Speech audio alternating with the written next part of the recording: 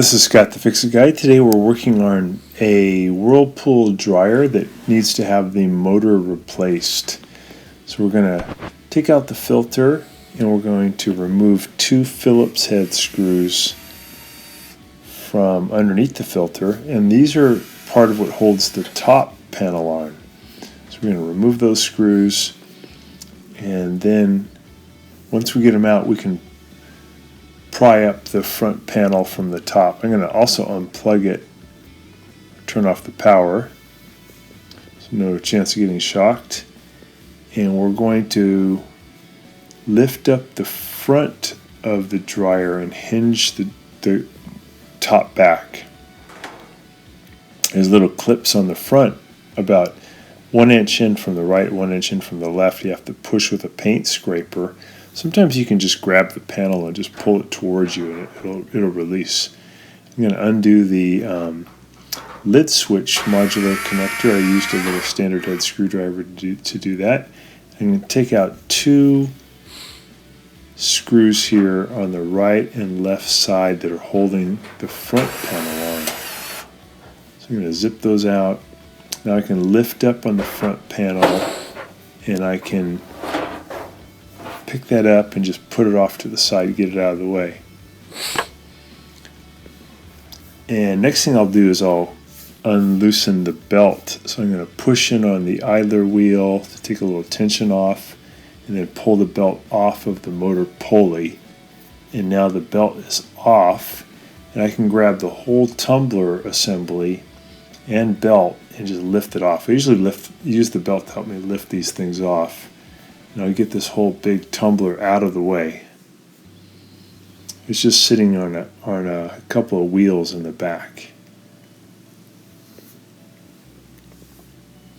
So once I get that out of the way, I'll have access to the motor, and the motor is actually pretty easy to replace. So I'm going to remove this clip that's holding on the back of the motor. I'm going to put a standard head screwdriver in and just push down to release this clip, and that exposes a plastic nut that I can grab with my crescent wrench. I'm going to have the crescent wrench resting against something. I'm going to grab the front pulley and I'm going to turn righty-tighty. But instead of going righty-tighty, it's going to loosen it because it's reverse threaded. So I use my vice grips to pull real hard to the right until it let go, and then I'm just spinning the shaft off of a blower wheel that's, you can't see it, but it's on the other side of this column, and that will allow me to have the motor let go. So I've got the two clips off the motor, I spun it off, and now I'm going to take the electrical connector off of the motor. So this old motor, the bearings were shot. It was really noisy. So we got a brand new motor.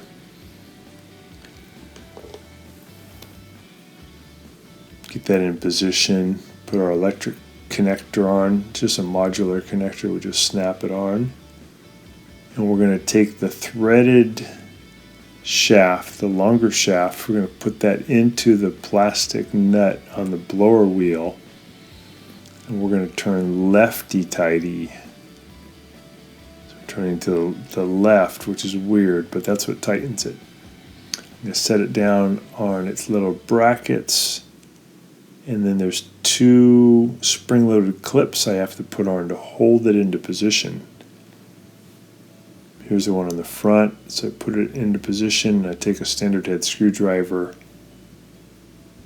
and I push down to lock it in. I usually give it like a tap with my fist to lock it in. I'll do that same thing on the back here. I'll remove the crescent wrench that was holding that plastic nut. Oh wait, I'll tighten it first. So I'm going to go lefty-tighty. Get that tight. Then we'll get that crescent wrench out of there. We'll put on the back clip. So it spins good. Yeah, the old one, the bearings were just shot, so it was super noisy. So I use my standard head screwdriver to push down to get that clip to lock in. Give it a hammer fist. Okay, so the motor's all done. We're just going to put it all back together. Get all this stuff out of here. And we're going to put this little friendly cat first. We're going to put the tumbler back into position. We'll lift it up by the belt. Get it to rest back on the support wheels. And then I like to put something underneath the tumbler. I'm using my little fastener box to hold up the tumbler. And I'm going to tighten up the belt. I'm going to put it back over the motor pulley. Get my little box out of there, and then I'll put my front panel back on. So this clip has to fit into the bottom of the front panel on the lower right and lower left corner. And I've got to push my front panel into the front of the tumbler before I push the front panel in. I got to get it hooked up to the tumbler, and then I got to set it down on those clips. I'll put the 2 screws back in, hold on the front panel, and then I'll put the lid switch or door switch connector back together.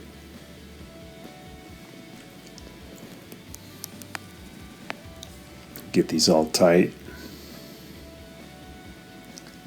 And I'm just going to spin it to make sure the belt's not going to come off, make sure it's all in the right position.